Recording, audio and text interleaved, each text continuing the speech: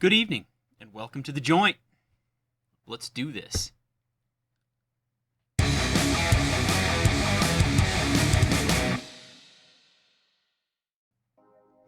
Well, we're back here in The Joint. It's been a little while, and haven't put up a video, so I decided it was high time that I do something. Truth be told, a couple weeks ago I came down with COVID, so I was out of commission for, I don't know, a few days. It really wasn't that bad. I actually made a video about my COVID experience, but I decided it was probably a little bit too controversial for, what I'm trying to do here, so I decided, just in the interest of not ticking people off and upsetting people, I decided against uploading that. So you'll never see that unless somebody hacks into my computer and somehow does that and steals it. So anyway, we'll just leave that at that. Went to Mars for a little while, but I'm back now, and I got t-shirts for everybody. So hey, we're good. So tonight we're going to be doing something that I've done sporadically here and there. We're going to do just a quick watch box update. Now, I'm not going to go into the details of any of these watches like I kind of have in the past, because that makes for a really long, tedious, boring video. Tonight, all I'm going to do is just kind of share the watch and kind of what I think about it. That's basically it. No details, no prices, no listings, because I don't really know. I haven't done any research. This whole video was completely a last-minute idea. I was sitting over there on that couch watching that TV like 15 minutes ago, and I decided, hey, it's time to get on here and do a little something for the boys. It's for the boys. Ferda. So here we are. Tonight, though, first things first, I got a pipe going. Well, I had a pipe going, and in it is, I'm gonna butcher this name, GShock. I think I said that right. GShock T14. This is a brand new blend that I have never tried before. Just cracked this tin. I got this tin a couple months ago, and I haven't opened it. I just have a bunch of stuff open, but I decided I wanted to crack a couple things open. I have been emptying jars. Since I've been working at home, I've been smoking a lot more tobacco, so I've got some jars open. I decided this is one that I wanted to open, and it's interesting. I'll just say that. It says it's kind of like an English style, but it's very clovey, incensey, aromatic-y type of a thing. It's really not bad. It's just not like at all what I was expecting.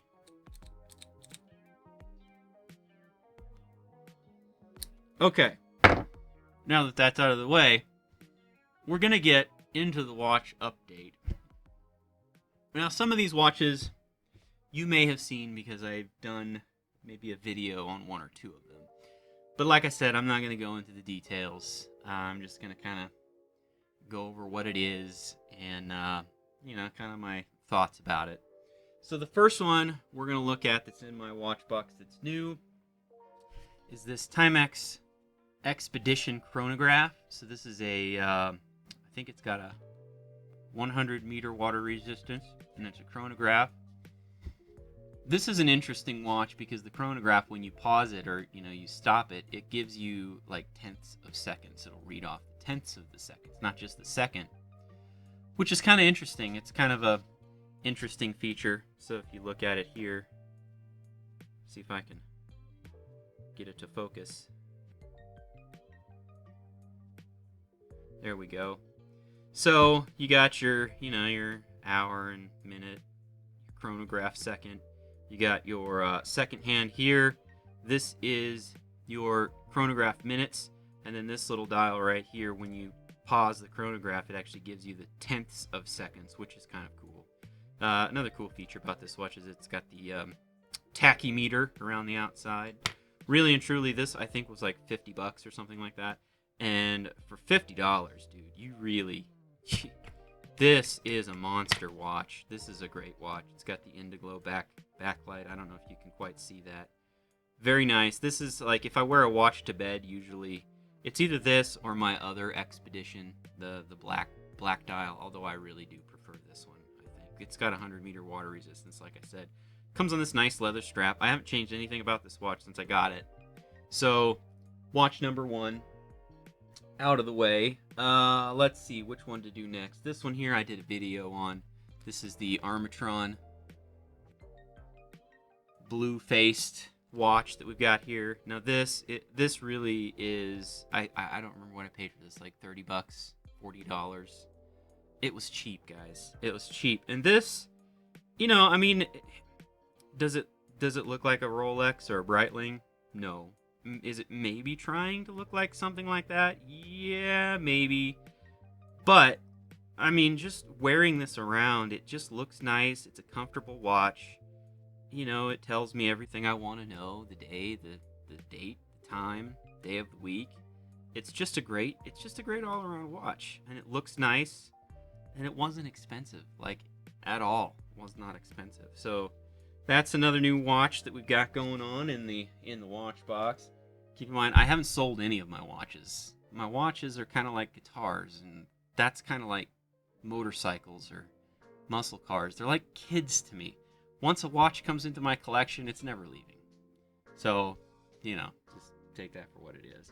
So another watch that I've got that I did do a video on is this Seiko here. It's a Seiko 100-meter chronograph with the mecha... Excuse me, I got a case of the burps here. The mecha quartz movement. This is kind of a cool watch. Again, it's got the tachymeter around the outside if you'd ever, you know, want to do that. It's got 100-meter water resistance. So what this one has, it's got your hours, minutes, seconds are down here on this dial. The chronograph minutes are here, and then it also has the 24-hour dial here, which is kind of cool. Just tells you whether it's AM or PM, basically. And then your chronograph seconds hand. And like I was saying in the video that I did about this watch, the hands look very black when you just look at it, but if you catch it in the right light, and I don't know if I'm going to be able to do it again, you just have to be, like when you're outside, it shows a lot more. The hands are blued. It's like gun barrel bluing. You know, it looks black until you catch it in the right light, and then it turns blue. So that's kind of the gist of this watch. Now this watch here, I did actually take this off of the strap that it came with. I just found that it wasn't very comfortable. There's nothing wrong with the watch band that it came on, I guess. It's just that, like, it wasn't very pliable. Like, it tended to want to... I don't know, it's hard to explain. I didn't really like it. So I've got it on this watch strap here. It doesn't quite match. The buckle isn't chrome.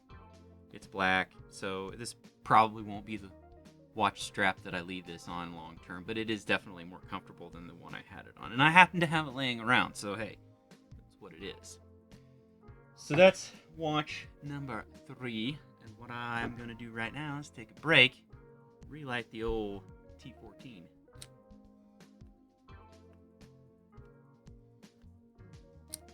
I'm waiting for old Yes Chonowich to come out with T1000.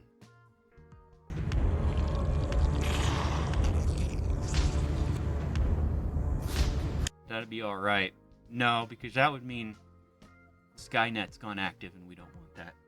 So the next watch is a pawn shop find, and that would be a Victorinox Inox on the stainless steel bracelet. Now, I really, really love this watch. Let me find a place to set my pipe down here. Find my pipe stand, and we'll just set it right here. So this watch here is probably one of my favorites. This is a very, very chunky, heavy watch. Comes on this nice stainless steel bracelet once you get it sized right. For as big as it is and heavy as it really is a very comfortable watch. You know, it's kind of a no-frills watch. It's 200-meter water resistance. I mean, so it's pretty up there as far as water resistance, and supposedly these are very tough, and I guess I would tend to believe it because, you know, I'm sure that it's just a normal quartz movement in there, but I mean, it's encased in this massive block of metal, whatever, this stainless steel. I mean, we're talking this watch just feels very substantial. It's, dare I say, girthy. Anyway, just kinda is what it is. I got the one with the green dial. It was sitting in the display case down at the pawn shop when I went for a walk at lunch one day down when we're still allowed to go to the damn office. And I happened to see it. I picked it up. It was a couple $100. I don't think it was like a stellar deal. But you know, again, these ones here are kind of hard to find. I think that the green dial has been discontinued for some time. So, you know, I found this and it looked kind of cool, so I snapped it up. It's got the date. So basically, the only complication it has is the date: seconds, hour, minute, date.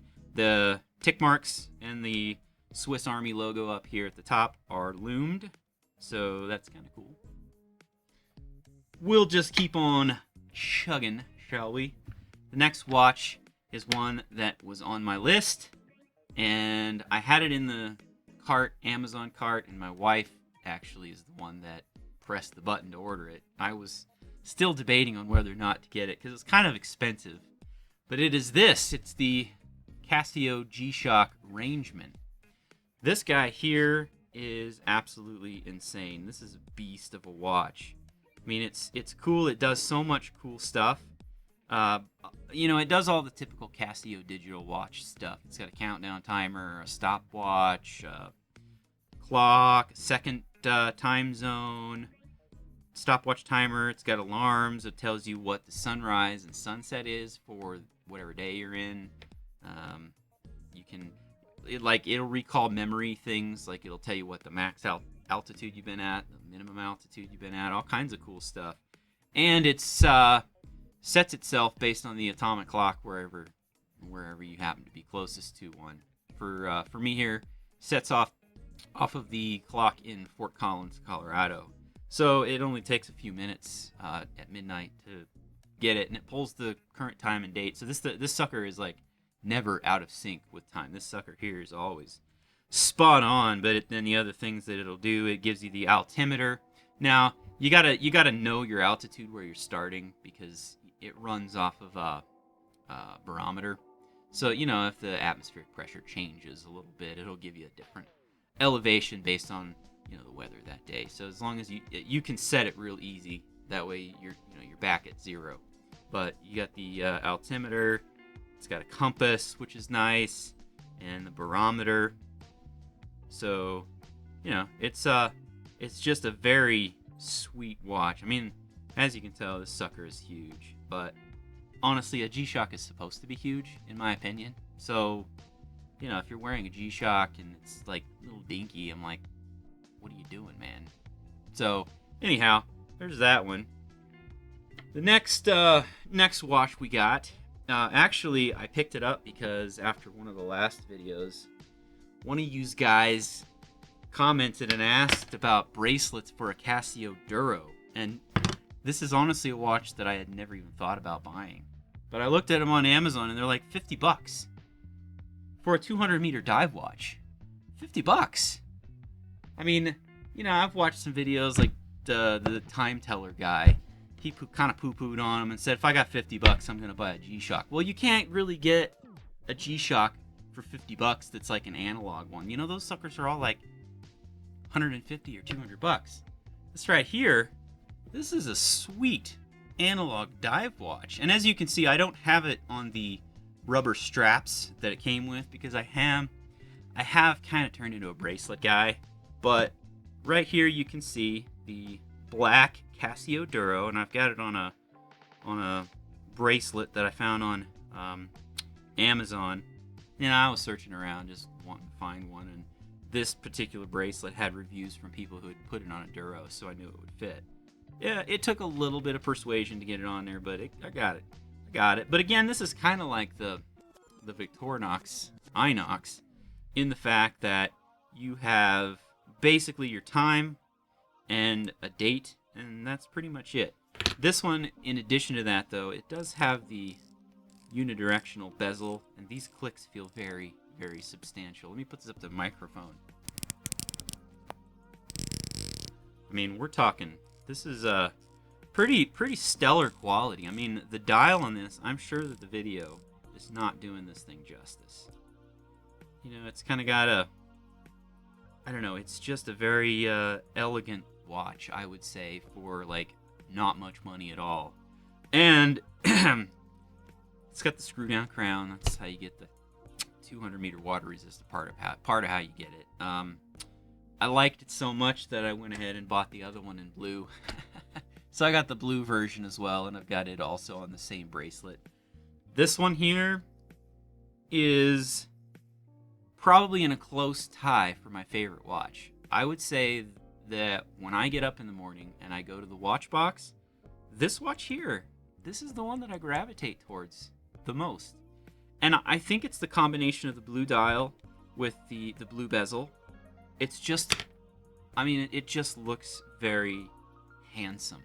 I don't know. Maybe it's trying to look like a Submariner or something. I don't know. To me, it doesn't look like a Submariner. I don't know. Just because I don't think it's trying to. It's obviously it's just trying to be its own thing. But again, you got the same unidirectional bezel here. So, you know, if you're going down underwater, you want to set, some sort of a timer or something, you can do that with this. Again, it's just got the hours, minutes, second hand, and the date window.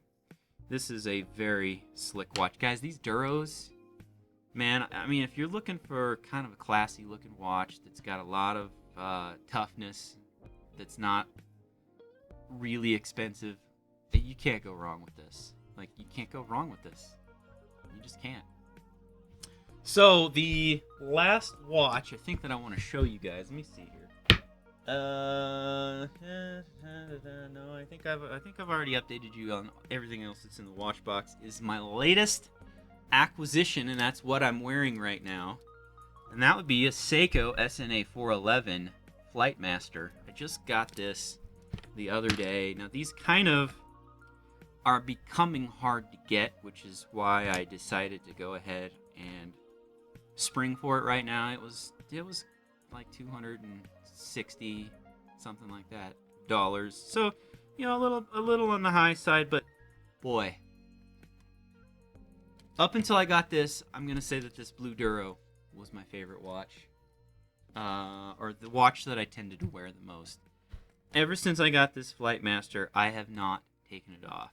You know, some people say that the bracelet that it comes on is junk, and I respectfully disagree. I really like this bracelet, but like I said, I'm a bracelet guy. It has solid end links, which is nice, unlike the Jubilee bracelet that I put on my SKX. You know, it just has the folded end links. This guy actually has solid end links, so it's kind of nice. I mean, got the branded clasp there, but I mean this watch here is very functional. I've never had an analog watch that had an alarm in it. That's just kind of crazy. So the dials on this watch, obviously you got a bunch of crap. I mean, you got a tachymeter, you got all kinds of conversions, a slide rule on here. You can use these, you know, if you know how to do the compass thing with the watch hands and you bisect the angle with the angle of the sun and blah blah blah. Yes, that is a thing. You can do it. You got all kinds of crap on here, and will I ever use any of this crap? No, I probably won't. But I mean, it just is a nice looking watch. Now this one here is the 200 meter version, and it is obviously, like, as you can see, the black dial. It's got the domed Hardlex crystal, which is really nice. It's just a really nice look when you look across it and you see the dome. It's kind of like the sun and moon I have over here. It's got the domed crystal. It just looks really nice. I don't know. There's just something. It just seems very fancy. Fancier than maybe it is. But anyhow, so quick rundown of this. You have the, obviously you get the main hands. You get the hour, the minute. The dedicated seconds hand is over here on this sub dial. That's the seconds for the clock. Let's see, you got the big yellow chronograph hand, and then the top dial up here is for the chronograph minutes. You have the date window over here at the 3 o'clock position, and you have your alarm dial down here. So what this serves as is you can this dial here moves along with the main clock, so you can actually set this as a second time zone if you wanted to. But the other thing you can do is to turn the alarm on. You just screw the crown out, pull it to the first position, and you push this button, until that little dial gets to the time that you want it to go off. Now, you can only set it up to, the upcoming 12 hours. You can't, I couldn't set it right now for, I don't know, tomorrow afternoon sometime, because that's obviously more than 12 hours. It only goes up to 12 hours. But, honestly, that's fine. It's still just kind of a nifty little function that I've never seen on an analog watch. So that is really, really quite nifty. This goes both ways. The bezel goes both ways. But obviously, this is kind of a different type of a watch. This is not a, like a dive timer. This isn't a dive watch. This is a pilot's watch. This is a slide rule. So you kind of want it to go both ways. That's what she said.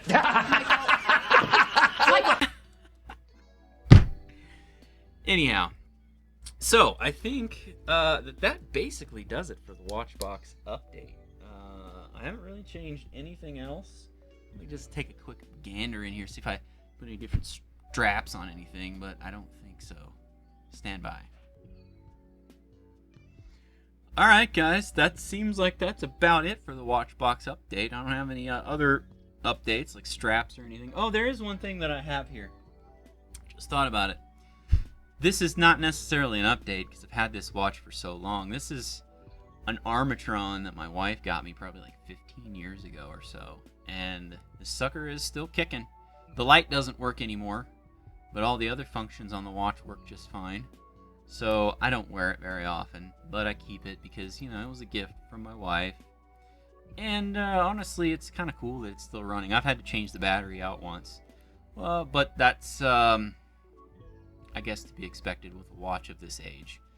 I suspect that that's probably when the light stopped working, because when I took it apart, the whole thing just kind of went PORN! But, hey, whatever. I don't know. It's an Armatron. It probably was worth all of $30 new. I don't think you can get this particular one anymore, but it's in there. I don't keep it actually in the watch box. I just kind of keep it next to it, but I keep it nonetheless. So, that is it. That is all she wrote for this here video tonight. So, I'm going to finish my GShock T14 and bid you guys good evening. Until next time right here in the joint, we'll see you guys later.